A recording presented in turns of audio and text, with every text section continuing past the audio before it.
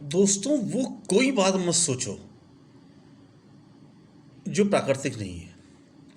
आप सब लोग उस जीवन में बिजी रहते हो जो आपके द्वारा बनाई हुई है, जो ईश्वर के द्वारा बनाई हुई नहीं है। इसलिए मैं हमेशा ये बार बार कहता हूँ, उन चीज़ों को सोचो जो ईश्वर ने बनाया है कि उसको क्यों बनाया है। आपने क्या बनाया? ब्राह्मण, क्षत्रिय, वैश्य, शूद्र, ज़्यादा पैसे वाला, कम पैसा, अगड़ा, पिछड़ा, गरीब, अमीर, ये सब आपने बनाया। और आपको भी नहीं पता कि इसका मतलब क्या है। वो तो स्वार्थ के लिए बना। गरीब है तो अमीर की सेवा करे, अमीर है तो पैसे दे के गरीब से अपना अपना काम करवाए। ब्राह्मण है तो वो शूद्र से काम करवाए, शूद्र है तो वो सबसे निकृष्ट प्राणी है, वो उसकी सेवा करे। ये स्वार्थ की दुनिया बनाई है, क्योंकि आप इंसान हो। आप त्याग और अच्छाई की दुनिया तो बना नहीं सकते। आप क्या बना सकते हो? स्वार्थ और गंदगी की दुनिया बना सकते हो। तो साहब, मैं वो बताता हूँ आपको कि क्या आपको सोचना चाहिए। आप ये सोचो कि भगवान ने इतने ब्लड ग्रुप क्यों बनाए। उसको क्या, वो तो सारे ब्लड एक जैसा बना सकता था। तो O positive, B positive, R H negative, A B positive, ये बनाए क्यों हैं? इसलिए बनाए हैं कि वो इससे रिकग्नाइज करता है। आप उसके लिए एक मशीन है। आपकी जो दिमाग है वो एक मशीन है, वो उसको ट्रैक करता है। आपको ब्रह्मा क्षत्रिय से ट्रैक नहीं करता है, आपको वो आपके कर्मों से ट्रैक करता है। और आपकी अच्छाइयों को आपके अकाउंट में क्रेडिट करने के लिए वो उस ब्लड ग्रुप को यूज़ करता है। उसके पता चलता है कि इस ब्लड ग्रुप को माइंड, कौन सा माइंड ऑपरेट कर रहा है और इसकी अच्छाइयों को किस अकाउंट में क्रेडिट करना है। आपके जो अच्छे कर्म हैं वो कहाँ पे क्रेडिट होने हैं।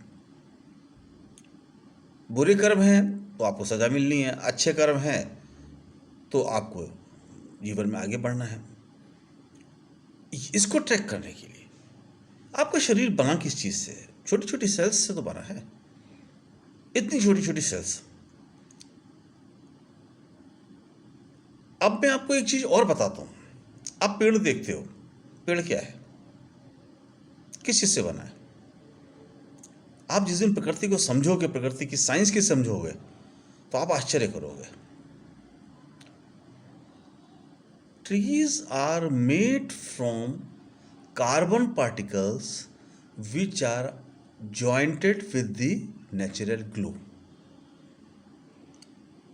कार्बन के पार्टिकल्स नेचुरल गोंद से जुड़ के, वो नेचुरल ग्लू से जुड़ के एक वृक्ष बनता है। छोटे छोटे कणों को जोड़ के वो वृक्ष बनता है। आपको नहीं पता क्या ईश्वर ने आपको दिया हुआ है और कैसे दिया हुआ है।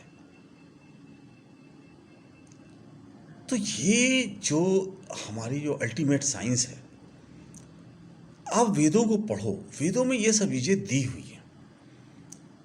आपको समझ में आना चाहिए कि हम क्या है, ज्ञान से अज्ञान की तरफ बढ़ गए। ईश्वर ने हमें एक ऐसा मुकाम दिया था जहां हम ज्ञान से परम ज्ञान की तरफ बढ़ना चाहिए था हमें, लेकिन हम ज्ञान से अज्ञान और अज्ञान से परम अज्ञान की तरफ बढ़ रहे हैं, जो हमारे अंत का कारण बनेगा।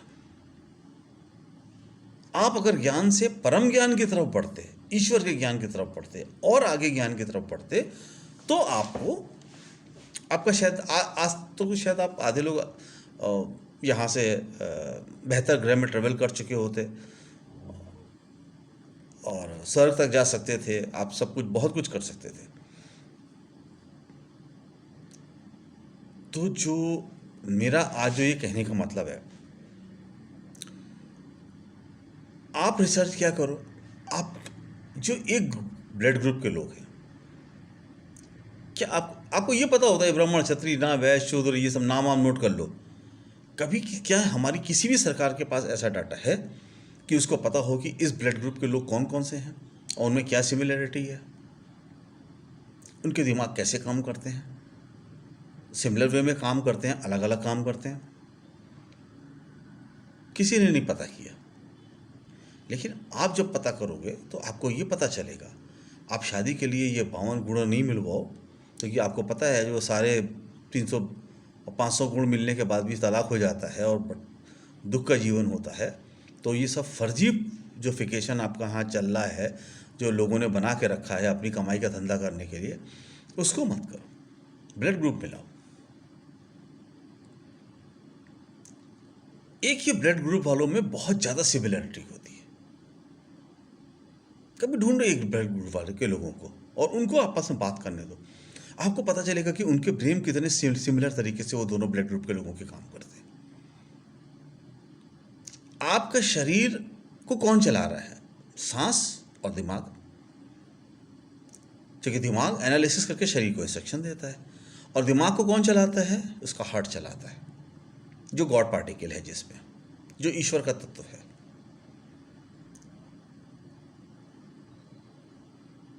आपको ये आज ब्राह्मण क्षत्रिय वैश्य शूद्र अगड़ा पिछड़ा अमीर गरीब छोड़ के आपको एक ब्लड ग्रुप वाले लोगों का स्टडी करना पड़ेगा, जो किसी ने नहीं किया है आज तक का। जब आप उसकी स्टडी करोगे और सोचोगे कि प्रकृति ने ऐसा क्यों किया है, तब आपको पता चलेगा कि प्रकृति ने इसको एक विशेष कारण से किया था। अब आज तो आपको ब्लड ग्रुप पता है, एक समय ऐसा भी था जब लोगों को ब्लड ग्रुप नहीं पता रहा होगा, लेकिन तब भी आपको ट्रैक कर सकते थे। और वो कैसे करते थे? वृश्चिक राशि वाले ऐसे होते हैं, मकर राशि वाले ऐसे होते हैं। तो राशि वाले क्यों कैसे होते हैं? वो राशिफल इंगित करती है, इंडिकेट करती है कि आप बेसिकली किस ग्रह से आए हो। देखो, अब मैं आपको एक स्टेप और आगे बताता हूं। वेदों में जो अश्वनी कुमारों के बारे में बहुत लिखा हुआ है। अश्वनी कुमार क्या थे? वो देवताओं के पुत्र थे। वो पृथ्वी पे आते जाते थे, और उनके बारे में लिखा है अश्वनी कुमारों का जो रथ था वो 3 तरफ से सुदृढ़ था। वो वायु मार्ग से आते थे, उस पर कभी न थकने वाले घोड़े लगे थे, और वो इतने बड़े रथ हुआ करते थे कि उसमें से वो यज्ञ और गायों और अश्वों को लाते थे। जैसे एक जगह पे लिखा हुआ है कि वो गायों को और अश्वों को लेके आते थे, बाकी जगह भी लिखा हुआ है। तो अब आप ये सोचो, सृष्टि की स्थापना कैसे हुई? आप कहाँ से आए? जो लोग कहते हैं कि जैसे बाइबल में एडम एंड ईव, आदम और हव्वा, आप लोग के यहाँ ऐसे बहुत सारे लोगों में, तो ये कल्पना है कि एक पेयर को उन्होंने भेजा और उससे सारी दुनिया सृष्टि बनी। एक पेयर नहीं भेजा, उन्होंने बहुत सारे भेजे, और वो अलग अलग ग्रह से आए। इस ब्रह्मांड में ये समझिए जैसे ये संसार क्या है, आपका एक परिवार है, ऐसे हजारों परिवार है, ऐसे हजारों परिवार मिलके एक गांव बनता है, और परिवार बड़े हो जाते हैं, वो शहर बनते हैं, देश बनते हैं। ऐसे पृथ्वी बनी है, तमाम देश मिलके। यही सेम संरचना ब्रह्मांड की है। हमारा सोलर सिस्टम एक परिवार है। ये जितने तारे देखते हो, इन सभी तारों का सोलर सिस्टम है, और वो भी एक परिवार है। तो हम वहाँ से आए हैं, हमको लाया गया है यहाँ पे। आप बहुत सिंपल सी चीज़ सोचो, नए जानवर क्यों नहीं पैदा होते? कि मतलब जैसे गाय एक है, घोड़ा एक है, शेर, हाथी है, कोई नया टाइप का जीव क्यों नहीं आ जाता है? क्यों नहीं आता? आप सब लोगों ने अपना बचपन देखा होगा, आपके माता पिता ने देखा होगा, आपके दादा परदादा ने देखा होगा। क्या देखा है कि घोड़े और हाथी का मिला हुआ एक नया जानवर यहाँ पे आ गया हो? कभी नहीं देखा। जो हैं वो हैं, जो हैं वो इसलिए हैं कि ये दूसरी दुनिया से लाए गए, दूसरे ग्रह से लाए गए, और उनको यहाँ सेटल किया गया। तो वो वही रहेंगे, और एक नए तरह का जीव जंतु तब आएगा जब फिर से वो देवता वापस आएंगे, और फिर से एक किसी नए जीवों के पेयर्स को यहाँ लाएंगे, और वो यहाँ पे रहेंगे। तब वो आप नए जीव देखोगे। African, American, Indians, Chinese, Japanese, Russians, ये कुछ ऐसी प्रजातियां हैं जो अलग अलग ग्रहों से आई हैं। एक नाइजीरियन अगर 1 करोड़ साल तक भी रशिया में रहेगा तो वो रशियन नहीं बन जाएगा, वो नाइजीरियन ही रहेगा। उसकी पुश दर पुश नाइजीरियन ही रहेगी। तो कभी ये मत सोचना कि वो जो बहुत सारे जो अंग्रेज लोग आपको, वो आपके माइंड को बेसिकली डिस्टर्ब करते हैं। बिग बैंग से सब पैदा हो गया, बिग बैंग से ये शरीर पैदा नहीं हो सकता था। बिग बैंग से पेड़ पौधों नहीं बन सकते थे। बिग बैंग से खाली ये पत्थर, पहाड़, गैस ये बन सकती है। ये इंसान बिग बैंग से नहीं बन सकता है। तो जो मैं कहना चाह रहा हूँ, मैं उसको आपको ये क्या समझाना चाह रहा हूँ, जिस दुनिया में आप रह रहे हो उस दुनिया से बाहर आ जाओ, क्योंकि वो दुनिया पे किसी काम की नहीं है। वो जानवर वाली दुनिया है कि आप खा गए और सो गए, खाए और सो गए। जिसके लिए आपको ईश्वर ने ये स्वरूप दिया है, वो स्वरूप उसलिए नहीं है। इसलिए अब उस स्वरूप से बाहर आ जाओ, उस क्षेत्र से बाहर आ जाओ। खाना पीना, लड़ाई झगड़ा, पैसा, इससे बाहर आ जाओ। अब आप ईश्वर के काम में लगो, वेदों को पढ़ो, उस परम साइंस को समझो जो आपको ब्रह्मांड में दूसरी जगह स्थापित करेगी, इससे बेहतर कर